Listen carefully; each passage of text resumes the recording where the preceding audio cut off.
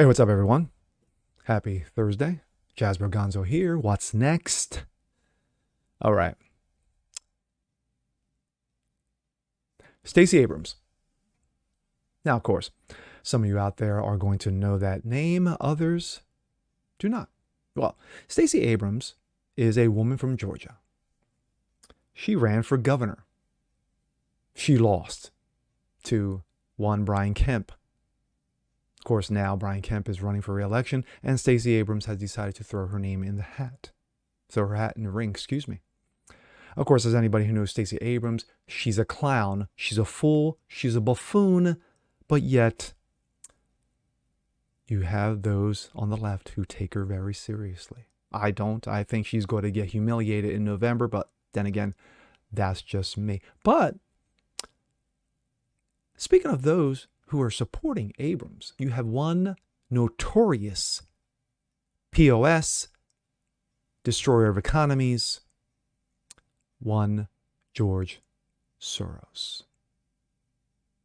Let's take a look. This comes out of the blaze.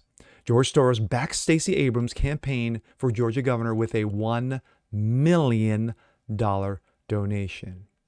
Yes, these are the clowns. Play the music. Left-wing billionaire George Soros tossed $1 million behind Democrat Stacey Abrams' second campaign to win the governorship of Georgia. But if you ask Stacey Abrams, she still actually thinks she's been governor the last few years. But, you know, mental illness aside, the donation was made to a political action committee in March before a judge ruled that Abrams would have to win the Democratic primary on May 24 before using the funds for her campaign. A filing with the Federal Elections Commission documented donation Democrat PAC to a federal committee organized to influence 2022 elections. Soros has financed the committee with $125 million worth of funding. The man is really bored out of his mind. He's got way too much time on his hands. Soros also has personally donated to Abrams' campaign. The financier and his family gave about $60,000 directly to her campaign. The Democracy PAC was first established in 2019 to utilize more than $80 million in the 2020 elections. Of course, as we all saw, the most ethical and honest run campaign ever. Among those elections, that was Los Angeles District Attorney George Gascon, of course, that wonderful piece of trash over there in LA, who instituted criminal justice reform that many claim inspired a crime wave across Southern California. Yes, that's facts. Gascon is facing a recall election effort from residents and massive pushback from law enforcement organizations opposed to his easing of criminal punishments. Georgia has not been led by a Democratic governor for almost 2 decades. In the most recent polling, Abrams garnered support from only 45% of the state's residents, while Republican incumbent Governor Brian Kemp garnered 56% of support.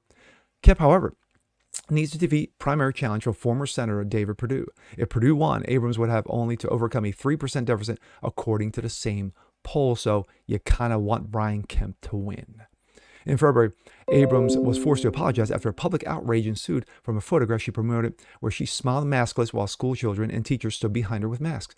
She initially defended the photo and was accused of her opponents of smearing her before apologizing and admitting that she was an ass. Stacey Abrams, as I said in the beginning, is a fool.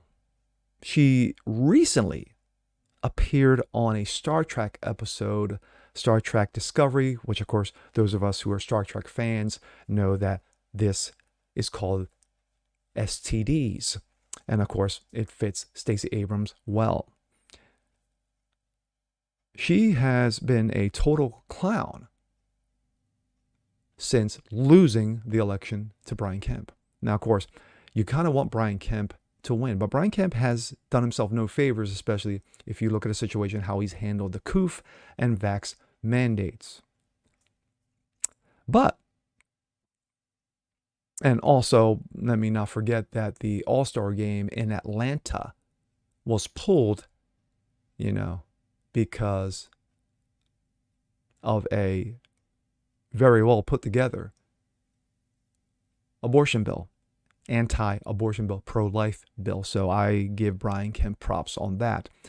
Of course, the irony is that Atlanta did win the World Series. So, yeah. But when it comes to Abrams, like I said, she's going to be embarrassed come November. She's going to lose. But then, of course, in her mind, she'll thought she won again. So she will sit there next to Hillary Clinton and they can both cry over how they should be governing the state and governing the country, but yet losers they are. And with that being said, I'm Jasper Gonzo. This is What's Next. I want to see more jokes like this. Please leave a comment below. Like it, share it, subscribe to it. And we'll catch you on the next one. Peace.